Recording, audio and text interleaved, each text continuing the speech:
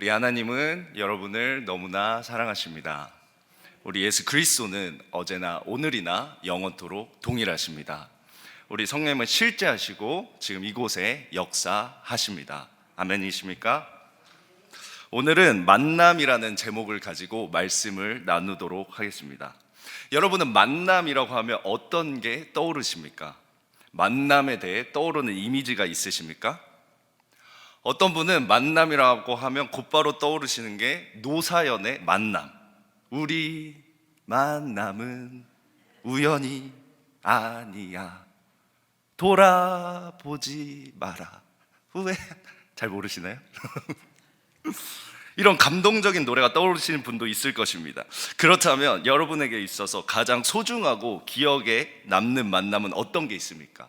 여러분의 가족, 친구, 직장 동료, 아니면 우리 교회 식구들, 또 정말 소중한 여러분의 남편과 아내. 여러분들 표정이 그건 소중한 만남이 아니에요 막 이런 것 같은데, 어떤 분들은 남편은 남의 편이어서 남편이고 아내는 내가 하자는 건 아무것도 안 해서 아내라. 아무튼 이러한 다양한 만남 가운데 우리 삶에 있어서 가장 중요한 만남은 무엇입니까? 바로 예수님을 만난 만남입니다. 여러분 동의하십니까? 오늘 본문인 누가복음 5장은 베드로와 예수님이 처음 만나는 장면을 담고 있습니다. 오늘 이 말씀을 통해 예수님께서 우리 삶 가운데 어떻게 찾아오시고 어떻게 그분과의 만남이 시작되는지 한번 살펴보도록 하겠습니다. 먼저 본문 1절 말씀 보겠습니다. 무리가 몰려와서 하나님의 말씀을 들을새 예수는 게네사렛 호숫가에 서서. 오늘 본문은 무리가 몰려와서 예수님으로부터 하나님의 말씀을 들었다고 나와 있습니다. 이 장면에서 우리는 예수님과의 만남은 하나님의 말씀으로부터 시작한다는 것을 알 수 있습니다. 그렇기 때문에 오늘 첫 번째로 여러분들과 나누는 메시지 바로 이것입니다. 예수님과의 만남은 하나님의 말씀으로 시작된다. 자, 따라하겠습니다. 예수님과의 만남은 하나님의 말씀으로 시작된다. 그렇습니다. 우리는 하나님의 말씀을 통해 예수님을 만나는 것입니다. 우리는 종종 교회 안에서 어떻게 하면 사람들이 몰려올까? 어떻게 하면 교회를 부흥시킬 수 있을까? 고민을 굉장히 많이 합니다. 이런 프로그램을 하면 사람들이 많이 오지 않을까? 저런 프로그램을 하면 사람들이 올까? 이러한 고민들도 우리는 굉장히 많이 합니다. 하지만 오늘 본문은 분명히 이야기하고 있습니다. 수많은 무리가 하나님의 말씀을 듣기 위해 몰려왔다는 것입니다. 예수님은 사람들의 인기를 얻기 위해, 사람들이 많이 몰려오도록 하기 위해 어떤 프로그램도 구성하지 않으셨습니다. 오직 살아있는 하나님의 말씀을 선포하시는 것입니다. 그때 수많은 무리들이 하나님의 말씀의 갈급함 때문에 몰려오게 되는 것입니다.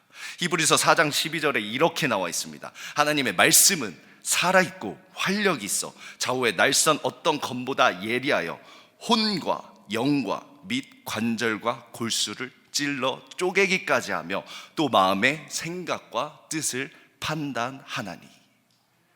이렇게 말씀이 살아있는 곳에는 사람들이 몰려오게 되어 있는 것입니다. 하나님의 말씀에는 능력이 있습니다. 하나님은 이 온 우주 만물을 말씀으로 창조하셨습니다. 요한복음에는 그 말씀이 육신이 되신 분이 예수님이라고 이야기합니다. 예수님은 말씀으로 기적을 일으키시고 말씀으로 귀신을 쫓아내셨고 말씀으로 병을 고치셨습니다. 그렇기 때문에 우리 교회 또한 말씀이 살아나야 하는 것입니다. 다시 한번 성경 읽기, 성경 공부에 힘써야 하는 것입니다. 그렇게 말씀이 살아나야 지금까지 경험하지 못한 예수님을 다시 한번 만나게 되는 것입니다. 우리 교회 말씀이 살아나면 예수님을 만나고 싶어하는 수많은 무리들이 알아서 우리 교회에 몰려오게 될 줄 믿습니다. 말씀의 능력을 체험하는 여러분들 통해 우리 교회가 변화될 것입니다. 여러분 믿으십니까? 계속해서 오늘 본문 2절, 3절 보겠습니다. 호숫가에 배 두 척이 있는 것을 보시니 어부들은 배에서 나와서 그물을 씻는지라. 예수께서 한 배에 오르시니 그 배는 시몬의 배라. 육지에서 조금 떼기를 청하시고 앉으사 배에서 무리를 가르치시더니. 여기 보시면 지금 호숫가에 있는 배 두 척 중에 예수님께서 한 배에 오르셨는데 그 배가 마침 베드로의 배였습니다. 베드로는 아마 조금 당황했을 것입니다. 처음 만나는 예수님이 갑자기 자기의 배에 오르셨기 때문입니다. 아무튼 그 순간 예수님이 다른 배도 아니고 베드로의 배에 들어온 그 순간부터 예수님과 베드로의 관계는 시작되는 것입니다. 그렇기 때문에 오늘 두 번째로 여러분들과 나누고 싶은 말씀이 이것입니다. 우리는 내가 먼저 예수님을 찾았다고 생각하지만 사실 예수님이 먼저 나를 찾으셨습니다. 여러분 동의하십니까? 따라하겠습니다. 내가 아니라 예수님이 먼저 나를 찾으셨다. 우리는 우리가 예수님을 찾고 부르짖는 것 같지만 사실 예수님께서 우리의 공간, 집, 학교, 생업의 경계 안으로 갑자기 올라와 우리와 관계를 맺으십니다. 우리에게 먼저 찾아오시는 것입니다. 혹시 여러분 중에 나는 예수님보다 내가 먼저 예수님을 찾아 나섰다라고 생각하시는 분 있으십니까? 아닙니다. 예수님께서 여러분의 인생의 배에 먼저 오르신 것입니다. 여러분이 지금 교회에 나와 새벽 예배를 드리는 것 여러분의 계획이었습니까? 물론 여러분들의 노력도 있었겠지만 분명한 하나님의 계획이었습니다. 여러분이 새벽에 교회에 나와 기도하고 예수님을 만나도록 하나님께서 모든 계획과 환경을 조성하셨다는 것입니다. 성경은 분명히 이야기하고 있습니다. 예수님은 의도적으로 베드로의 배에 오르셨습니다. 만약 예수님이 배 두 척 중에 베드로의 배가 아니라 다른 배에 오르셨다면 베드로와 예수님과의 관계가 시작됐겠습니까? 만약 예수님이 다른 배에 올라 다른 사람과 관계를 시작했다면 베드로가 예수님의 수제자로서 나중에 예루살렘 교회 리더로서 사역할 수 있었겠습니까? 예수님이 그냥 무리들에게 말씀을 가르치시지 않고 굳이 배에 올라 말씀을 가르치셨고 또 그 두 척의 배 중에 굳이 베드로의 배에 오르신 것, 이건 우연이 아닙니다. 예수님의 계획인 것입니다. 노사연 씨 말씀이 맞습니다. 우리 만남은 우연이 뭐예요? 아니다. 우연이 아닌 것입니다. 어떤 사람들에게는 이 모든 게 우연으로 보일지 모르지만 우리 예수님을 믿는 사람들에게는 이 모든 것이 하나님의 섭리라는 것입니다. 이건 베드로에게 정말 특별한 순간이었던 것입니다. 여러분, 하나님께서도 여러분들을 향한 특별한 순간들을 계획하고 계십니다. 이렇게 베드로만을 위한 예수님의 계획이 있었던 것처럼 다른 사람이 아니라 오직 여러분만을 위한 계획, 하나님께서 창조 전부터 계획하고 계셨던 엄청난 계획을 분명히 가지고 계십니다. 믿으십니까? 요한계시록 3장 20절에 이런 말씀이 있습니다. 볼지어다 내가 문 밖에 서서 두드리노니 누구든지 내 음성을 듣고 문을 열면 내가 그에게로 들어가 그와 더불어 먹고 그는 나와 더불어 먹으리라. 그분은 여전히 여러분의 마음 문을 두드리고 계십니다. 우리가 아니라 예수님께서 먼저 나를 찾아오셨습니다. 그래서 우리의 만남이 이루어졌습니다. 예수님과의 관계가 시작되는 것입니다. 이렇게 예수님은 베드로의 배에 올라 베드로에게 말을 건네기 시작합니다. 4절 말씀 보겠습니다. 말씀을 마치시고 시몬에게 이르시되 깊은 데로 가서 그물을 내려 고기를 잡으라. 여러분, 이 말씀을 보면 조금 이상하지 않습니까? 베드로의 직업이 무엇입니까? 어부입니다. 그렇다면 예수님의 직업은 무엇입니까? 목수입니다. 그러니까 지금 목수가 어부한테 깊은 곳에 내려가 물고기를 잡아라? 이거 말이 됩니까? 안 됩니까? 이거 정말 말도 안 되는 것입니다. 여러분이 평생을 여러분의 직업의 전문성을 개발했는데 누군가 그와는 정반대인 직업을 가진 사람이 여러분의 전문 분야에 대다가 이렇게 해야 한다, 저렇게 해야 한다 이러면 여러분 그 말 듣습니까? 안 듣습니다. 내가 이 분야의 전문가인데, 아니 이 분야에 관련도 없는 사람들이 하는 쓸데없는 소리 뭐 이렇게 생각했을 것입니다. 베드로도 마찬가지입니다. 평생을 어부로 살면서 물고기 잡는 데는 아마 도가 텄을 것입니다. 오늘 날씨만 봐도 오늘은 잡히는 날인지 안 잡히는 날인지 알 수 있었을 것입니다. 그런데 갑자기 목수가 와서 이러니까 물고기를 못 잡지? 저렇게 하면 잡을 거야. 이러면 정말 황당했을 것입니다. 저기 목수 예수님, 물고기 잡는 건 제 전문 분야입니다. 아니 당신 뭔데 목수가 어부한테 물고기 잡는 걸로 이래라 저래라 합니까? 오늘은 그냥 잡히지 않는 날입니다. 그러나 베드로는 그렇게 이야기하지 않았습니다. 베드로는 이야기합니다. 5절입니다.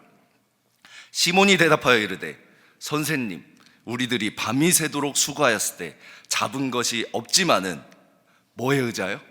말씀에 의지하여 내가 그물을 내리니이다 하고. 베드로가 뭐라고 합니까? 말씀에 의지하여. 너무 멋있지 않습니까? 분명히 오늘은 물고기가 잡히지 않는 날인데 예수님께서 말씀하셨으니 내가 그물을 내리리이다. 이러한 신앙이 우리 안에 자리 잡기를 원합니다. 분명히 우리 앞에 닥친 문제가 변하지 않을 것 같을지라도 말씀에 의지하여 다시 시작하겠습니다. 말씀에 의지하여 한 발자국 더 나아가겠습니다. 말씀에 의지하여 문제 가운데 뛰어들겠습니다. 말씀에 의지하여 다시 교회에 나오겠습니다. 말씀에 의지하여 그 사람을 전도해 보겠습니다. 말씀에 의지하여 다시 주님께 나아가겠습니다. 믿으십니까? 이 시간 옆에 사람들에게 이렇게 고백하겠습니다. 말씀에 의지하여 다시 시작하십시다. 그러니까 어떻게 되었습니까? 6절입니다. 그렇게 하니 고기를 잡은 것이 심이 많아 그물이 찢어지는지라. 정말 그물이 찢어질 정도로 엄청난 고기를 잡은 것입니다. 베드로는 기적을 체험한 것입니다. 평생을 물고기를 잡았지만 이렇게 많은 물고기를 잡은 적은 아마 처음이었을 것입니다. 베드로는 아마도 자기의 전문 분야, 이 물고기 잡는 데에서는 나를 따라올 자가 없어 라고 생각한 이 프라이드가 지금 무너지는 순간인 것입니다. 그렇기 때문에 오늘 세 번째로 여러분들에게 나눈 메시지 바로 이것입니다. 내가 가장 잘 안다고 생각했던 것이 무너질 때 창조자이신 예수님과의 만남이 시작된다. 여러분 동의하십니까? 다시 말하면 내가 가장 잘 안다고 생각하는 이건 이렇게 될 거야 라고 확신한 그 예측과 예상이 빗나갈 때 창조자이신 하나님을 만나게 된다는 것입니다. 여러분은 내가 이 분야에서만큼은 누구보다 잘 알아라고 생각하는 부분이 있습니까? 내가 이 일에 대해서는 누구보다 잘 알아. 내가 이 사업에 대해서는 누구보다 더 잘 알아. 내가 노래에 관해서, 그림에 관해서, 사진에 관해서는 누구보다 더 잘 알아라고 생각하는 부분이 있으십니까? 여러분이 어떤 분야에 있어서 내가 전문가라고 생각할지라도 하나님 앞에서는 그 프라이드가 무너집니다. 왜냐하면 하나님은 이 땅을 창조하신 창조주 하나님이시고 모든 것을 아시며 우리가 생각하는 내가 가장 잘하는 부분 또한 하나님이 나보다 더 잘 아시기 때문입니다. 그 순간에 우리는 우리가 경험하지 못했던 놀라운 창조주 하나님을 경험하게 되는 것입니다. 흔히 교회 오래 다니신 분들이 이런 이야기를 자주 합니다. 내가 교회 40년도 50년도 넘게 다녀봤는데 교회에 관해서는 내가 가장 잘 알아. 내가 성경 통독도 해봤고 새벽 예배도 나와봤고 말씀 공부도 다 해봤어. 나 다 알아. 이렇게 말하는 분들도 많이 있습니다. 이런 분들은 교회에서 성경 공부하자 뭐하자 이러면 절대 하지 않습니다. 나도 다 해봤어. 내가 잘 알아. 근데 별거 없어. 그렇다는 것입니다. 하지만 여러분, 저희가 전반기 후반기 이렇게 양육 클래스를 하면 정말 50년 60년 평생을 교회 다니시는 분들, 장로님들 권사님들이 오십니다. 정말 이 말씀 공부 수백 번은 넘게 하셨을 텐데 오시는 것입니다. 정말 겸손하신 분들이십니다. 근데 이분들이 이렇게 고백합니다. 60년 평생 교회를 다녔는데 이런 하나님 처음 만나본다. 하나님 이런 분이신 줄 몰랐다. 그러면서 함께 기도하고 자기의 삶을 나누면서 눈물을 흘리고 새롭게 만난 하나님으로 인해 기뻐하는 것입니다. 무엇입니까? 우리가 가장 잘 안다고 생각하는 그것이 무너지는 순간에 새로운 하나님을 경험하게 되는 것입니다. 믿으십니까? 지금 베드로도 자신의 어부 프라이드가 무너지면서 예수님을 경험했습니다. 기적을 체험한 베드로는 예수님이 누구인지 깨달은 것입니다. 여러분, 오늘 말씀을 보시면 굉장히 흥미로운 장면이 있는데, 여러분 5절에 보시면 베드로가 예수님을 처음 만났을 때 예수님을 어떻게 불렀습니까? 선생님. 그런데 이 기적을 체험한 베드로가 8절에 예수님을 어떻게 부르고 있습니까? 주여 라고 부르고 있습니다. 선생님이 주여로 바뀐 것입니다. 그러니까 기적을 체험하기 전에 베드로에게 있어서 예수님은 그냥 선생님이었습니다. 그냥 좋은 말씀 가르치는, 사랑을 가르치는 사람, 선생님 중에 한 분이었습니다. 그런데 지금 자신의 전문 분야가 무너지는 기적을 체험한 베드로에게 예수님은 이제 주여, 주님, 그러니까 예수님이 그냥 단순한 인간이 아니라 우리를 창조하신 하나님이라는 것을 깨닫는 순간입니다. 주여, 나를 떠나소서. 나는 죄인이로소이다. 왜 이렇게 고백합니까? 베드로는 알고 있었습니다. 자신의 전문 분야입니다. 오늘은 절대 물고기가 잡힐 수 없는 것입니다. 그런데 이렇게 그물이 찢어지게 물고기가 잡힌다? 이건 하나님만이 하실 수 있는 일이다 라고 생각했을 것입니다. 그렇기 때문에 그 순간 베드로는 깨달은 것입니다. 아, 이 예수님은 단순한 선생님이 아니구나, 인간이 아니구나, 하나님이시구나. 그렇기 때문에 곧바로 엎드려 주여라고 고백하는 것입니다. 여러분의 삶 가운데서도 이러한 기적을 체험하기 원합니다. 여러분의 삶의 현장에 여러분이 가장 잘한다고 생각한 순간에 창조주이신 하나님만이 하실 수 있는 기적을 경험하시기 바랍니다. 그 기적을 통해서 예수님과의 만남이 시작되는 것입니다. 어떻게 예수님이 그 수많은 물고기를 잡게 할 수 있었겠습니까? 어떻게 예수님이 그 어부도 하지 못한 그러한 기적을 일으킬 수 있었습니까? 왜냐하면 우리 예수님은 하나님이시기 때문입니다. 믿으십니까? 우리 예수님은 하나님이십니다. 흔히 어떤 사람은 예수님은 50% 인간이고 50% 하나님이다라고 착각하는 사람들이 있는데, 예수님은 100% 인간이고 100% 하나님이십니다. 우리는 예수님이 하나님의 아들이라는 것을 믿는 사람들입니다. 정말 흥미로운 사실 중에 하나는, 여러분 이슬람의 경전인 코란을 보면 예수님에 관한 구절이 100번도 넘게 나옵니다. 심지어 코란은 예수님이 동정녀 마리아에게서 나왔다고 이야기합니다. 그리고 예수님은 죄가 없고 기적을 베푼다고도 이야기합니다. 하지만 그럼에도 불구하고 코란은 예수님은 절대 하나님이 아니라 라고 이야기하는 것입니다. 여러분 놀랍지 않습니까? 그들은 예수님의 기적은 인정하면서, 심지어 예수님이 죄가 없다는 사실을 인정하면서도 예수님이 하나님이시라는 것은 절대 부인하는 것입니다. 그냥 도덕적으로 위대한 스승이라는 겁니다. 여러분은 어떻습니까? 예수님 단순히 위대한 선생님이십니까? 아니면 여러분의 주님이십니까? 예수님을 단순히 위대한 선생님이라고 생각하는 사람들에게 신학자인 C.S. 루이스는 이런 말을 하고 있습니다.